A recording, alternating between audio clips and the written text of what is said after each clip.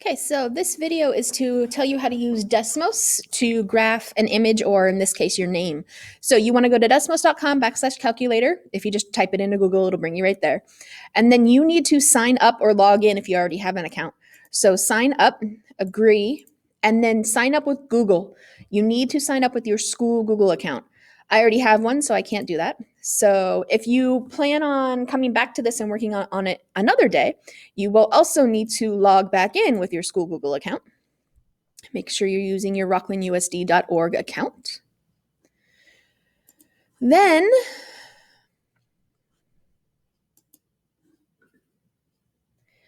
now that we're logged in, everything we do will be saved. And that's the most important part.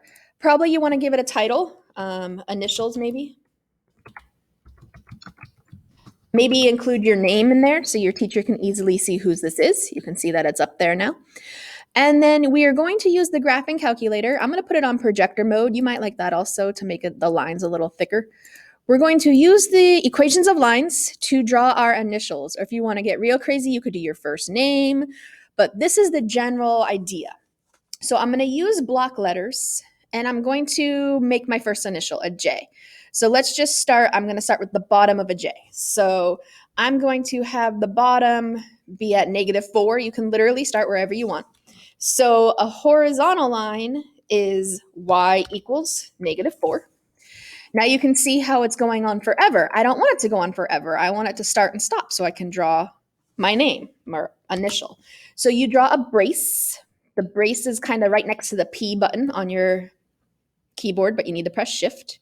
And I'm going to restrict the domain, right? This is using our domain that we learned at the beginning of the year. So I'm going to cut it off. Let's just say I'm going to cut it off from -6 less than x, because I'm restricting the domain, less than, and I'm just going to cut it off at -2. So now I have the bottom of my J. Just press enter to get to the next line. If you don't like that color, you press and hold, and you can choose from these 6 colors. So good tip. Now I'm going to start working on this upper left edge.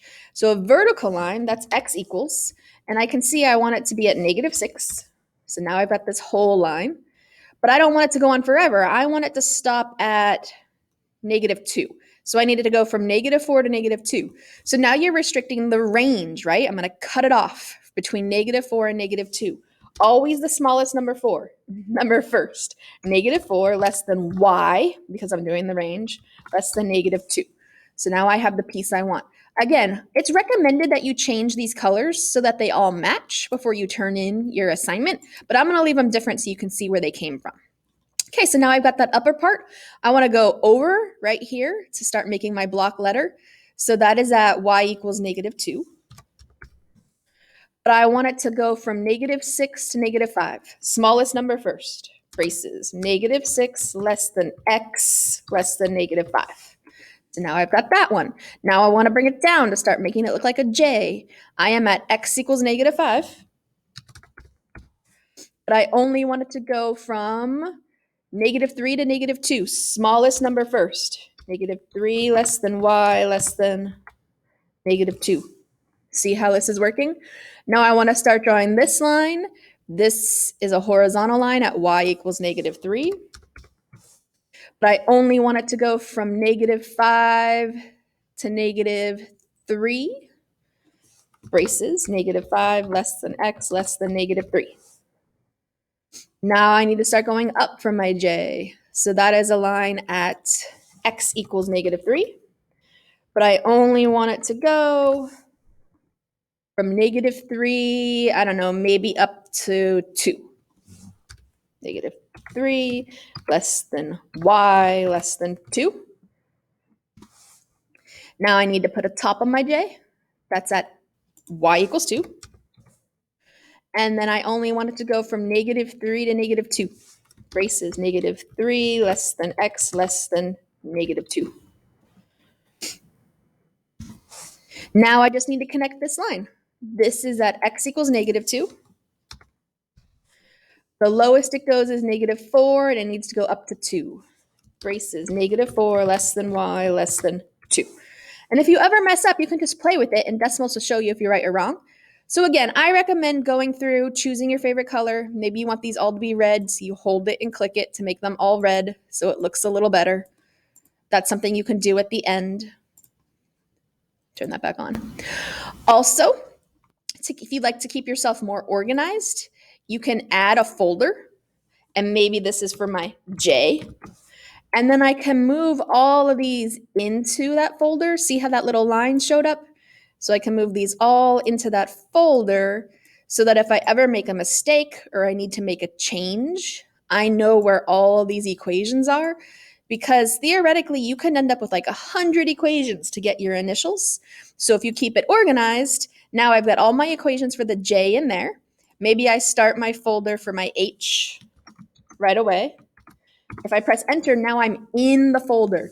So if I was doing, I don't know, x equals 1, I could start right there and I could restrict my domain and keep going. Click save every once in a while because it will not save it automatically. It's not like Google Docs. You need to click save, and I recommend you click it a lot so that you don't accidentally leave. One of the nice things about that didn't happen. I was about to say one of the nice things about Desmos is that it will ask you before you close your window, but apparently not. So make sure you are clicking save as you go. And then, like I said, if you log in with your school Gmail, this is important. I'm glad it closed so we can see how to do this. And you want to get it back. It's not just going to be there automatically. You go to the 3 bars, the menu over here, and then it's going to be at the top, and open it. And there is the last time I pressed save, there is my graph. When it is time to share it with your teacher, over here, this little arrow share button, you're going to copy that link, and then you're probably going to post it on a discussion board, or maybe your teacher will have you email it to them. It'll be clear in the directions what to do with it, but that is where the share button is. Copy your link and you'll be able to share it. Make sure you, like I said, put your last name in the title so that your teacher can easily see whose it is.